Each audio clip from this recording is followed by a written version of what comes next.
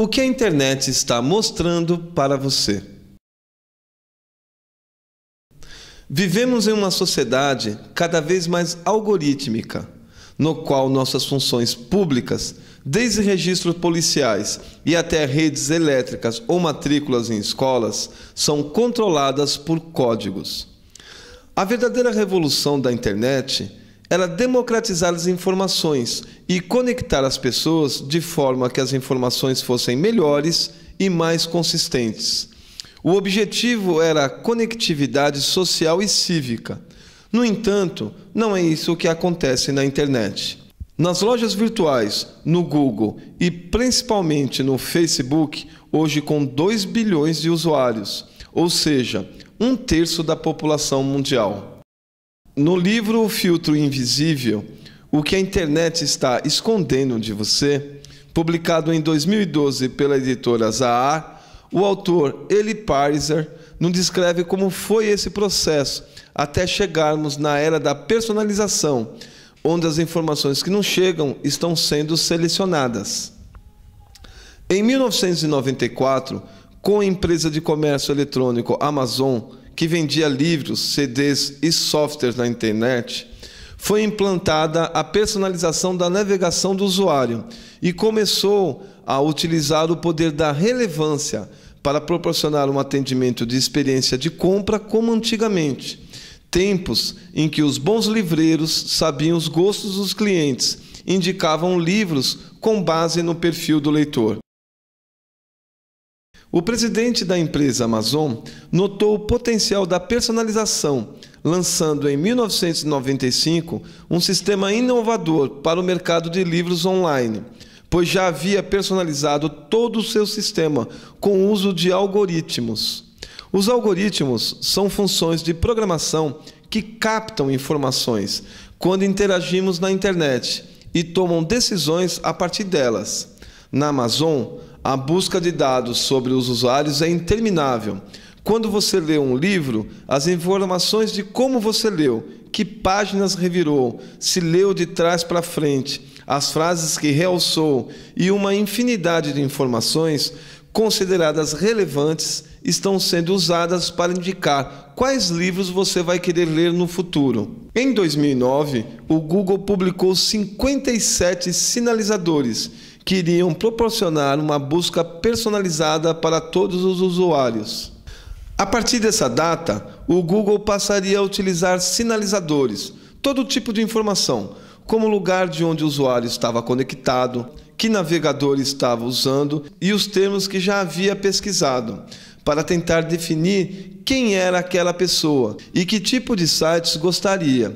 Hoje em dia, após a criação desses sinalizadores, qualquer resultado encontrado é gerado a partir da classificação do que o sistema considera mais importante, com base nos links mais acessados. Portanto, uma busca sobre o mesmo assunto em computadores de pessoas diferentes nunca será igual, já que o histórico de cliques é diferente para cada usuário.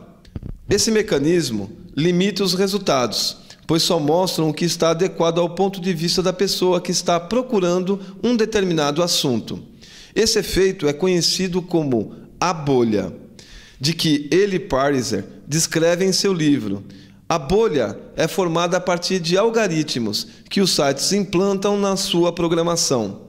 No Facebook, por exemplo, se você curte as publicações apenas de alguns amigos, esses amigos vão aparecer com muita frequência em seu feed de notícias. Entretanto, pessoas que não fazem parte do seu ciclo de amigos e pensam diferente de você começam a sumir, até chegar um momento em que o usuário estará completamente dentro de uma bolha, criada por filtros de personalização, e só receberá notícias do mesmo universo de pessoas. Outro ponto também levantado pelo autor é a questão de notícias que não são lidas pelos usuários. A morte de um gatinho na frente de uma casa pode ser mais relevante para seus interesses imediatos do que a morte de uma criança em uma comunidade.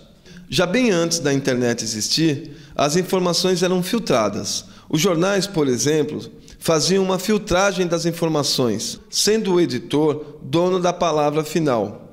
Hoje em dia, porém, Se não curtimos certo tipo de publicação, não conseguiremos mais enxergar certas notícias, simplesmente pelo fato do algoritmo não identificar o nosso interesse em ler algo sobre o assunto. Entender como funcionam os filtros e suas distorções é importante, se quisermos saber como o mundo virtual realmente funciona. A bolha dos filtros nos cerca de ideias que já concordamos e que são muito familiares. Esta bolha remove do nosso ambiente alguns dos principais fatores que nos instigam e incentivam a querer aprender as coisas novas. Os modelos estatísticos que geram a bolha dos filtros descartam as exceções. Entretanto, entre seres humanos, são as exceções que tornam a vida interessante e nos dão inspiração. E as exceções são os primeiros sinais de mudança. Em última análise, a democracia só funciona se os cidadãos forem capazes de pensar além do seu interesse próprio e limitado. No entanto, para isso precisamos de uma imagem comum do mundo que coabitamos. Precisamos entrar em contato com a vida de outras pessoas, seus desejos e necessidades. As bolhas dos filtros nos movem na direção oposta. Cria a impressão de que nosso interesse próprio é tudo o que existe. E embora isso seja ótimo quando o objetivo é vender produtos online, não ajuda as pessoas a tomar melhores decisões juntas. E como lidar com os algoritmos? Podemos usar a navegação anônima e podemos apagar os cookies do navegador. Escolher sites que deem aos usuários mais controle e visibilidade sobre como funcionam. Ter nível básico de conhecimento de programação e algoritmo. As empresas podem tornar seus sistemas mais transparentes para o público. Clareza para que os usuários compreendam o funcionamento do seu sistema. Explicar como a empresa usa os dados dos usuários e com qual finalidade.